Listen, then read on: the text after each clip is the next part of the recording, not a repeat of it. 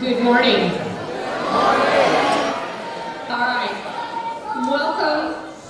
Welcome to the Marathon High School Red Ribbon event.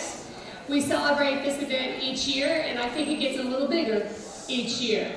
So to kick off our program, I would like to introduce Trinity Jacobs, who is our Champions for Change member and our Monroe County Coalition Youth person.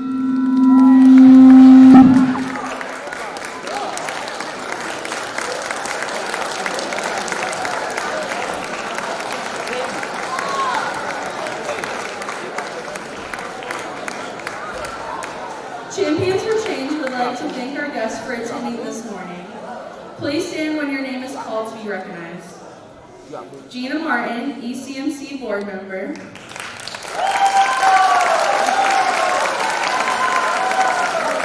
Bill Martin, ECMC board member. Deputy Tim Tedesco.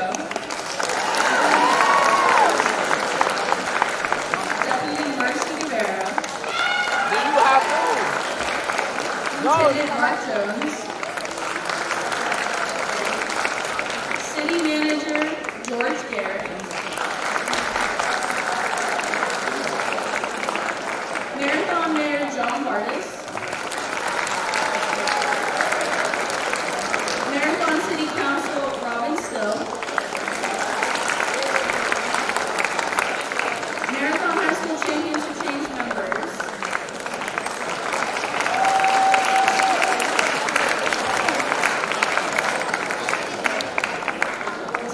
Special Agent Oscar J. Leon.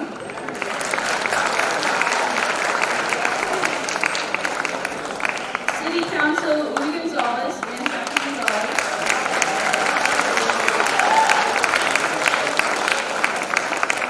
Chairman of School Board, John Ardick. Sheriff Rick Ramsey. Monroe County Sheriff's Captain John Miller. Board member and president of Marathon Rotary Club, Michael Puda.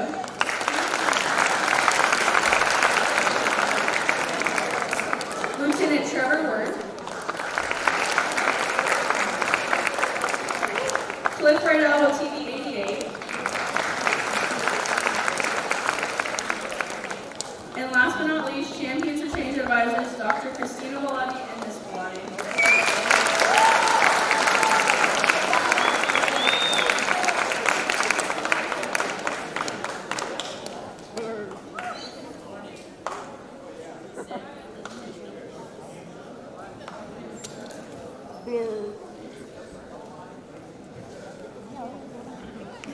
Good morning. Please stand for the presentation of the colors by the Marathon Coast Guard, Color Guard, and remain standing for the Pledge of Allegiance and the National Anthem performed by the Marathon High School Band.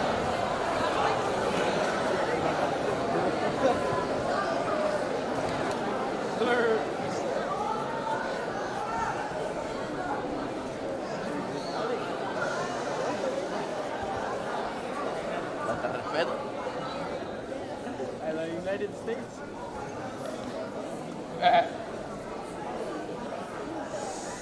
Blur.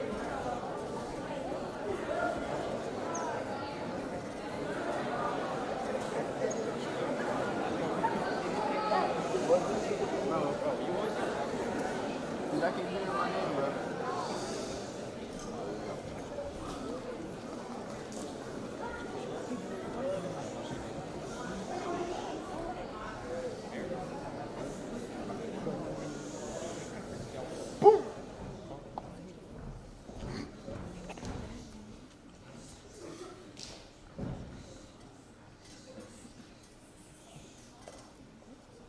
I pledge allegiance to the flag of the United States of America and to the republic for which it stands, one nation, under God, indivisible, with liberty and justice for all.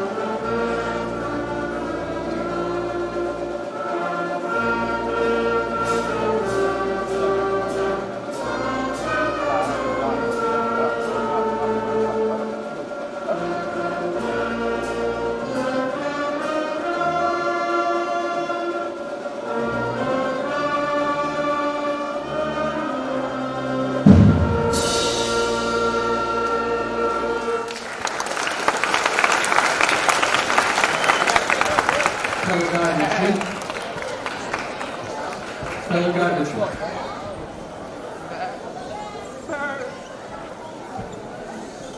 Please be seated.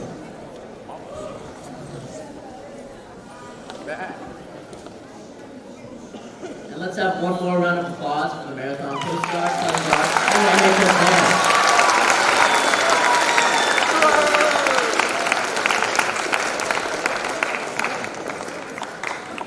Good morning, Marathon High School students, staff, and guests. I am Billy Martin, a member of Champions for Change. Additionally, I work closely with the Monroe County Coalition to promote prevention efforts on the MHS campus and the community. My fellow youth leaders, Kaden Pitcher, Justice Lee Isom, Marisol Diaz, Trinity Jacobs, and I will be leading you through this assembly today. The goal of Red Ribbon Week is to present a visible commitment to living a safe, healthy, and drug-free life. The campaign was designed to create awareness concerning the problems related to the use of tobacco, alcohol, and other drugs, and to support the decision to live a drug-free lifestyle. This year's Red Ribbon Week celebration theme is Celebrate Life and Live Drug-Free.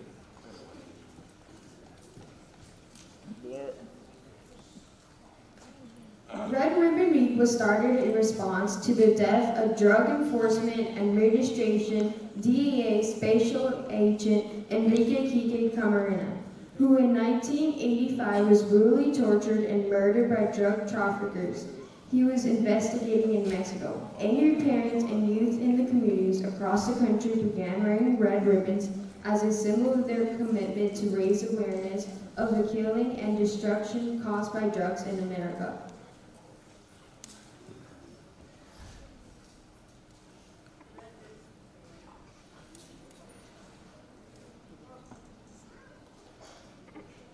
Red Ribbon Week eventually gained momentum throughout California and later across the United States.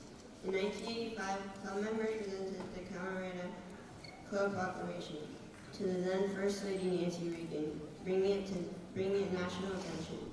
Later that summer, parent groups in California, Illinois, and Virginia began promoting the wearing of red ribbons nationwide during late October.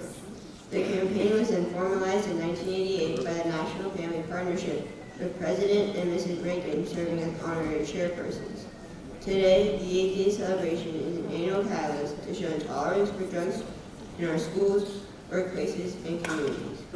Each year on October 23rd to 31st, more than 80 million young people and adults show their commitment to healthy, drug-free lifestyles by wearing or displaying the red ribbon. Champions for Change members are asking everyone to consider the consequences, live drug-free, and encourage friends and peers to do the same. Wearing red ribbons and participating in campus-wide events this week continues to represent our pledge to live drug-free and honors the sacrifice of all who have lost their lives in the fight against drugs. Now we will view a short video clip with some more information about the observance of Red Ribbon Week.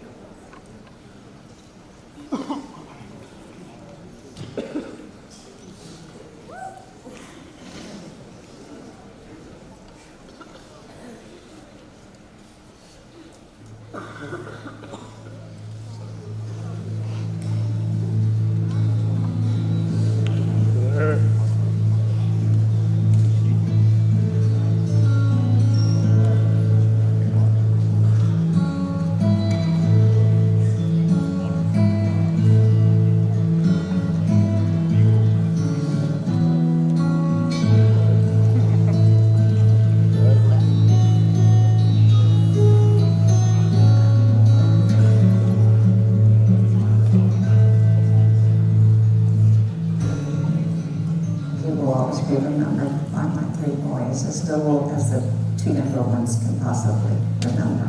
Motivator for all three of us. And he also was a stern dad, but at the same time he was loving. What sort of a nation is America? The kind that produces heroes like Enrique Camarena Salazar and many others who gave their lives in the battle against illegal drugs. We're the kind of country that will pull together and sacrifice to rid ourselves of the menace of illegal drug use. They brought Kiki home in March of 1985. Brought him home to his family and his country with honors. a DEA special agent, he had been abducted, tortured, and murdered in Mexico by Mexican drug traffickers. 2 full decades have passed since then. But time has not dimmed the memory of Enrique Kiki Camarena's terrible and savage death, of the events that followed, or, most importantly, of the man himself.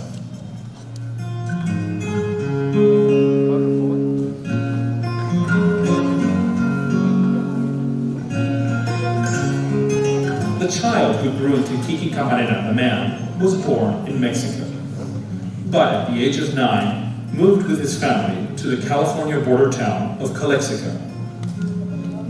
A high school basketball and football player, he also worked on the yearbook, was voted best all-around senior, and found the woman he would share his life with. Very tall, always walked with his hair high, very athletic, very bright. And the reason I say that is because I had to study a whole lot harder than he did. And he would just come up with flying colors with his grades. After high school, Kiki worked his way through college, graduating with a degree in criminal justice. He enlisted in the Marines, served his tour, and came home to join, first, the Calexico Fire Department, and then, when there was an opening, the town's police department. But Kiki Camarena wanted to do more. And so, in 1974, at the age of 26, he became a special agent with the year-old Drug Enforcement Administration, the federal government's newly created lead agency in the war on illicit drugs. It was a job he was born to do. He admired the work that the agents did.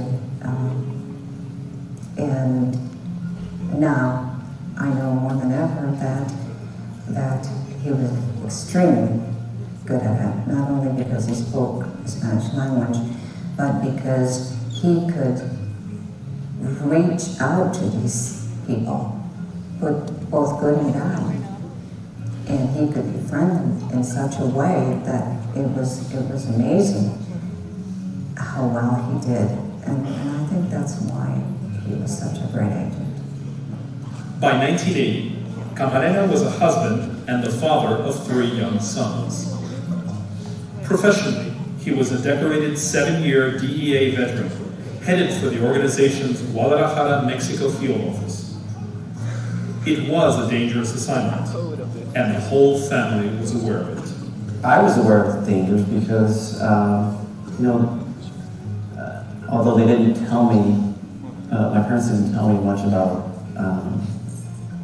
the true dangers that were there, I could see the responses to it. I wasn't allowed to cross the street. I wasn't allowed to be away from eyeshot in front of the house. Most of the time I was inside with my friends or would go inside their house, but I wasn't out on the street much. The danger was real, and it struck home on February the 7th, 1985. On his way to meet Mika for lunch, 37-year-old Kiki Camarena was abducted. He would never see his wife or family again. He was approached by 5 men outside of the building, and I understand his head was covered so we wouldn't be able to identify him. He was shoved into a small Volkswagen car that was parked in the street. And they took him away. He was kidnapped, and he was never seen alive again. Waiting for 30 days for them to find him was the hardest thing I've ever experienced.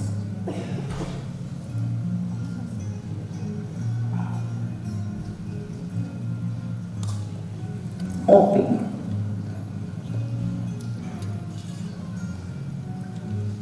And literally asking agents, will he still be an agent? What happened to Kiki Camarena inspired Elaine Shannon to write a book about it called Desperados. It was a story about corruption. It was a story about betrayal.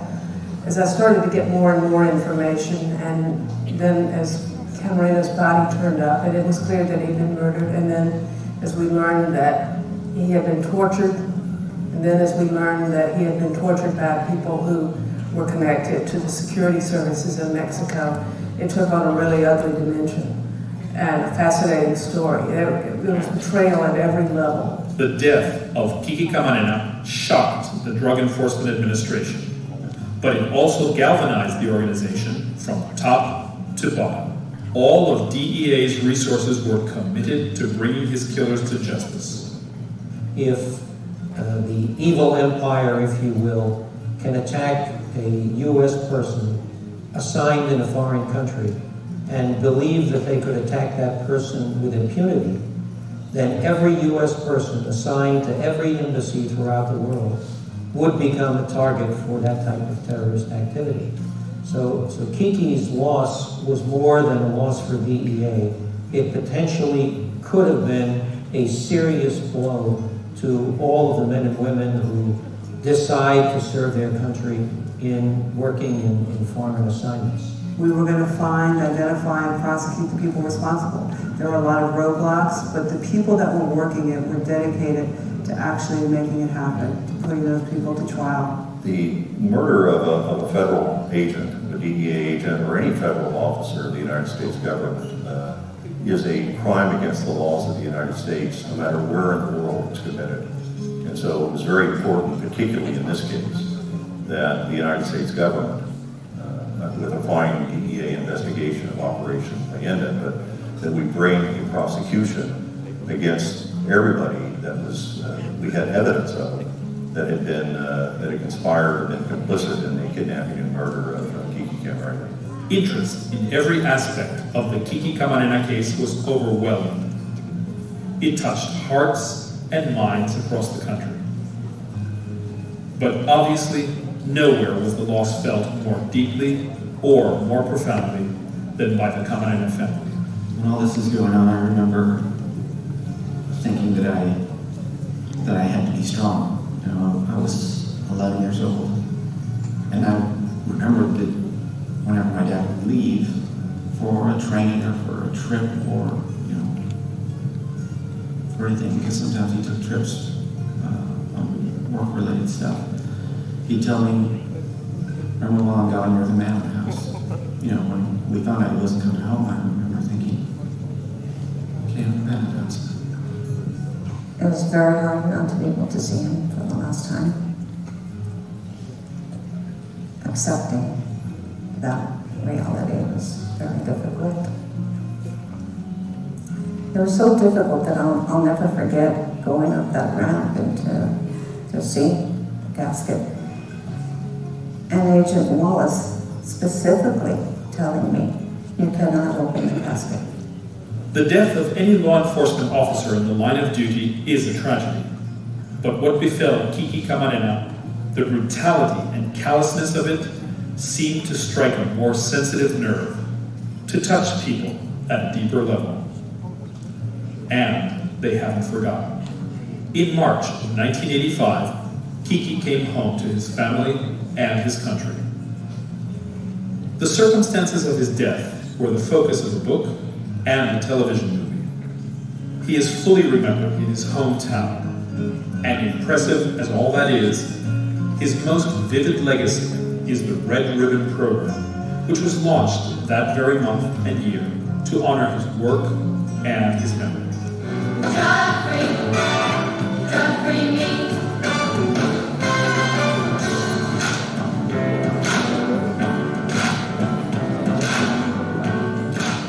NFP and Red Ribbon go back from the very beginning because once the people saw the celebration in California, spontaneously parent groups all over the nation started wearing the red ribbon and doing simple things with school children and in communities. And then in 1986, Miami and San Diego both created a whole community-wide campaign where you involved all the sectors of the community in the Red Ribbon campaign. Like many positive things, the roots of Red Ribbon Week are found in something negative.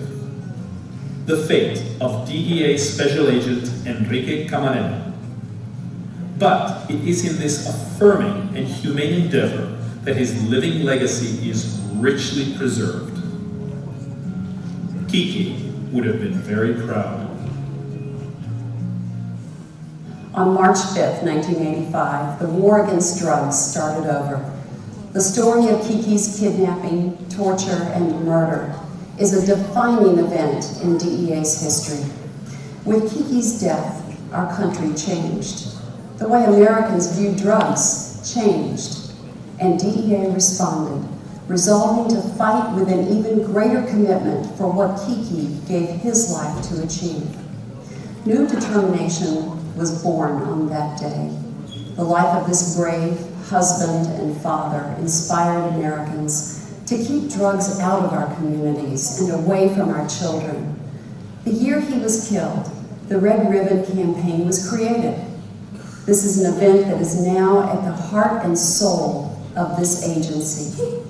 Every day at DEA, we live Kiki's legacy, standing on the front line, attacking the culture of indifference, and creating a drug-free future for our children. We remember how much he gave. Mindful, we cannot give less. I would like for my brother to be remembered as the way he was, smiling all the time, generous. He was always a down-to-earth person. I want people to remember my dad as a person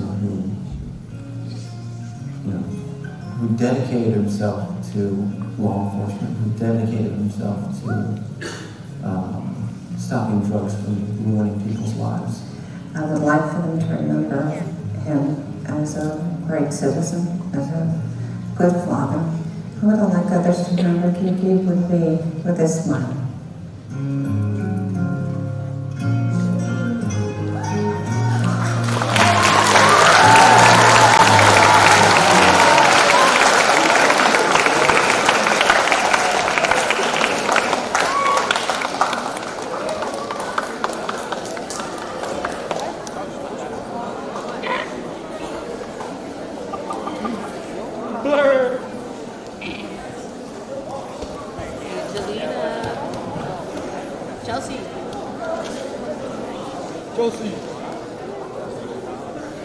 We are so excited to have a very special guest with us this morning.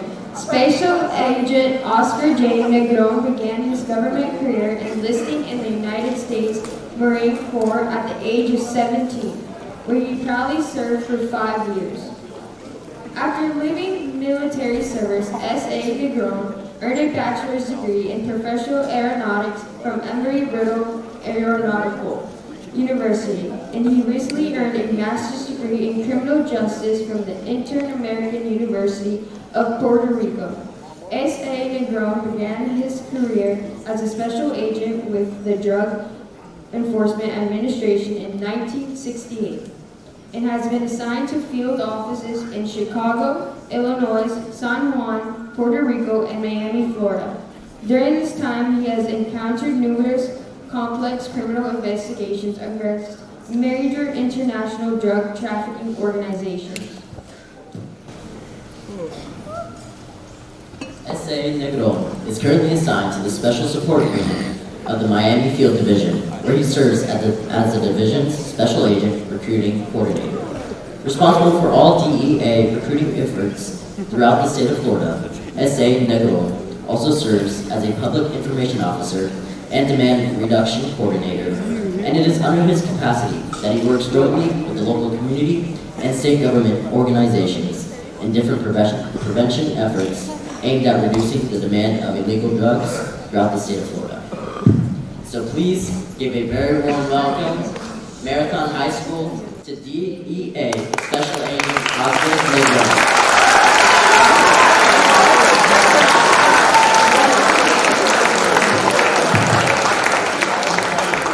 Good morning.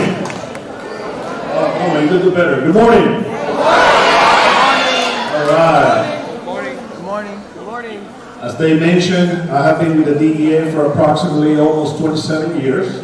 I started my career in 1996. And before I begin, I would like to express my gratitude to Ms. Bellotti and Dr. Bellotti. So I want a big round of applause to them. Because I am aware of the efforts that they have put behind in order to put this together. So I'm very, very thankful, and on behalf of the Drug Enforcement Administration and the Miami Field Division, I would like to thank them for this. This is something that we are missing in many of our communities. The efforts to put behind the message against drug trafficking and against drug use. I want to thank all the members that are here from the community, the sheriff, all the members from the political side. So thank you very much for being here to support these efforts that this school is doing. The war against drugs is something that starts in our families. It starts every home across the nation. We could try to put everybody that is trafficking drugs behind bars every day, but our efforts will be not good at all if we here in our communities don't make an effort ourselves. And it begins with each one of you that is here today. We live in a country that we are blessed. We have choices like you could not believe to make decisions every day. You face many, many choices that you have to make every day in order to continue on with your life. And unfortunately, some of you have chosen to make the wrong decisions. And this is something that you need to start thinking about, because it could be something that will impact you for the rest of your life, and not only you, but your families. There is not one single week that I'm in my office and I receive calls from families calling us to see if we have been able to connect them with support groups in our communities, because they're young ones, they're youth, kids that are in school are having to deal with a problem with drugs. And I always tell people the same. Drugs do not discriminate. They don't care if you're white. They don't care if you're Hispanic. They don't care if you live in Marathon, Florida, or if you live in upstate New York. It don't matter what your background is. The menace of drugs are real. And this is something that you gotta think about every day in your life. The sacrifices that Enrique Camarena did is not in vain. He had choice, and he chose to do something good for his country. Every time I see this video, and Antonio Berlotti is one of my favorite history documentaries on his life, and I think truly one of the best videos my agency have put together, I could relate a lot with him. We're both Hispanic. We came from humble backgrounds. We both were in the Marine Corps. And we joined an agency in order to make a change. And we both work a lot of undercover cases. So we have seen, and I have seen, the damage that drugs could create in our communities. And I know all of you here in this room are exposed to it every day. I remember my young kids, my daughters will come home and talk to me, Dad, I could tell you exactly which corners of the high school people are dealing drugs. And it's a reality. One of them is a police officer now. So I'm very proud of the decisions that they made. So what I want to leave you a message today is to realize that the dangers of drugs are out there. Right now we are facing an incredible push from cartels and what is called fentanyl. You might know it as rainbow fentanyl. And I know if we ask all the police officers that are here and law enforcement personnel, they could tell you what we're seeing out there. These cartels, all they care is about money. all they care is to make easy money on selling trash to young people in our communities. And you have a choice to make. The number of deaths of overdoses drugs in the United States in 2008 were about 30,000 a year. Last year, that number raised to 100,000 people that are gone forever. And that's not counting the people that are damaging their life and the life of families everywhere. Literally, you live in paradise. You live in a place where people only dream about coming here to fish, to retire, to enjoy life.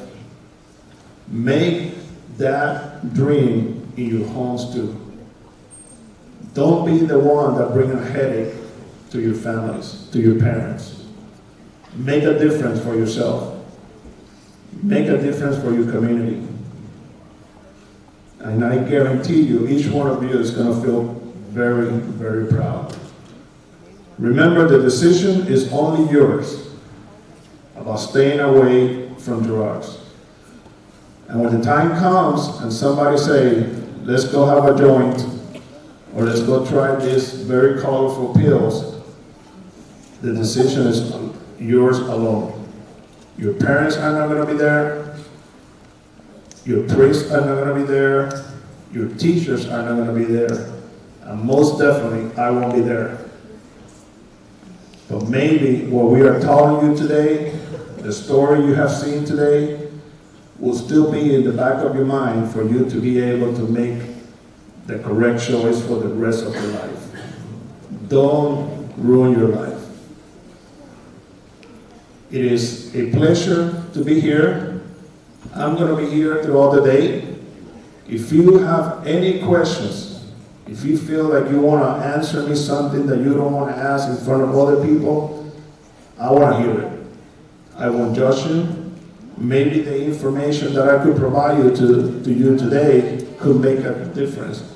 And it might be something that it might not be related to you, but you might have a concern about your brother, your sister, or a friend. So if I could be of assistance today, take advantage of it.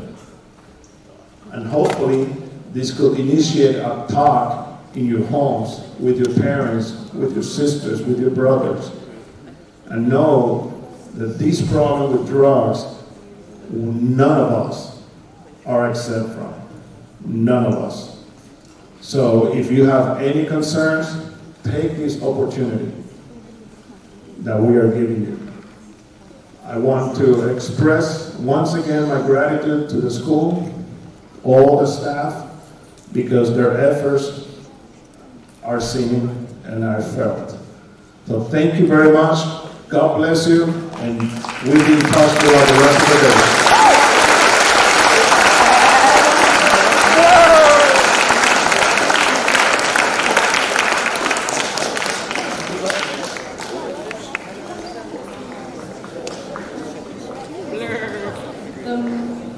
The Monroe County Coalition, our city, and other organizations are working to prevent these destructive behaviors in youth in our community. I would now like to introduce the City of Marathon Mayor Vargas and Council Members Gonzalez and Still to deliver a proclamation and to say a few words.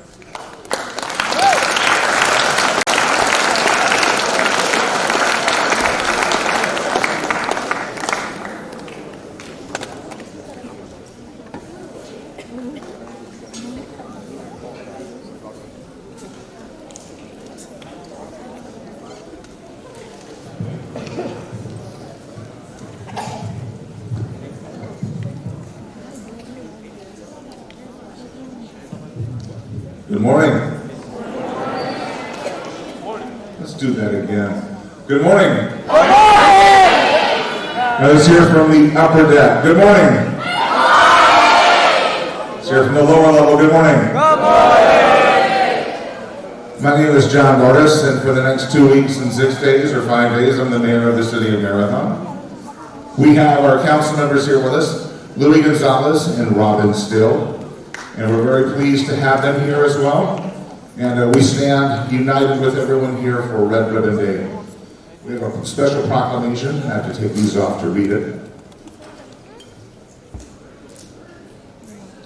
Proclamations from cities, as Louis pointed out to me earlier, have a lot of whereases in them. This one has 6. And so let me go ahead and start this. This is the City Council proclamation for Red Ribbon Week.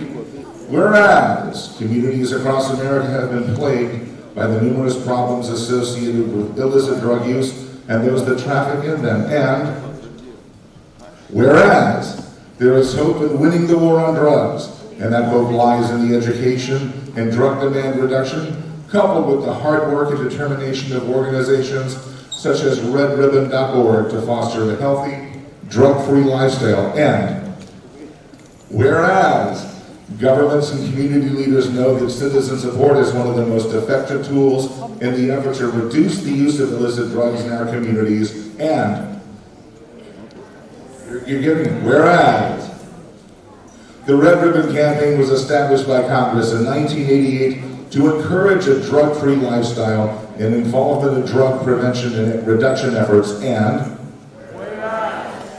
whereas October 23rd through 31st has been designated National Red Ribbon Week, which encourages Americans to wear a red ribbon to show their support for a drug-free environment. And whereas the Red Ribbon Week 2022 theme is Celebrate Life, Live Drug-Free. This year's Red Ribbon Week theme is a reminder that everyday Americans across the country make significant daily contributions to their communities by being the best they can be because they live drug-free. It also serves as a reminder that we are all empowered with shaping communities around us through positivity, bravery, and strength. Now, therefore, the City of Marathon City Council hereby recognizes October 23rd through 31st, 2022 as Red Ribbon Week in the City of Marathon and calls this observance to the attention of our citizens. And who is on here to accept the proclamation? Our principal.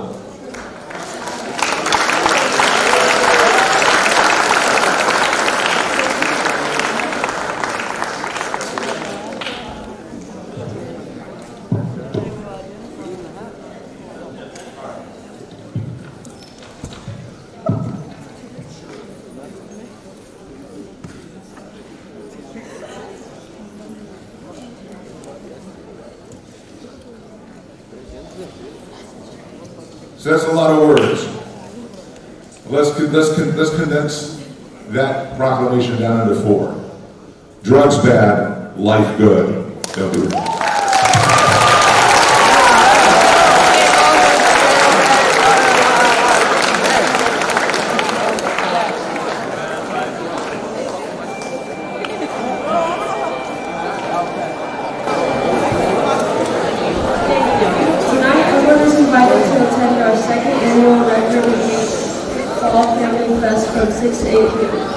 A dance will be held outside the auditorium for grades 6 through 12 students. Admission is $5 with the parent or guardian attending the parent event and $10 without. Dress is casual and dinner will be provided. At the same time, there will be a special event in the auditorium for parents and guardians. There is no charge for parents to attend, dinner is provided, and many teachers are offering homework passes and other incentives for parent attendance. Please see Ms. Bellotti, Dr. Bellotti, or a Champions for Change member for more information.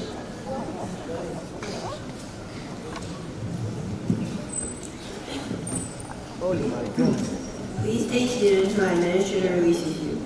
Once dismissed, if you are wearing a Red Ribbon Week shirt, please spread out on the squares outside the auditorium, facing the fields for a photo. At lunch today, everyone will have the opportunity to sign the pledge and receive some Red Ribbon Week swag. If you're not wearing a Red Ribbon Week shirt, please return to class when released.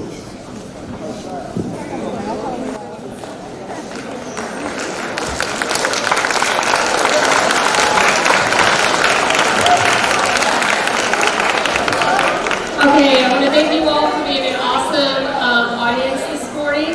As you heard from Peyton, if you are wearing a red shirt, find a square out front by the cross bridge, find it down, 2 people per box. Teachers will get our picture after class. Everyone dismissed.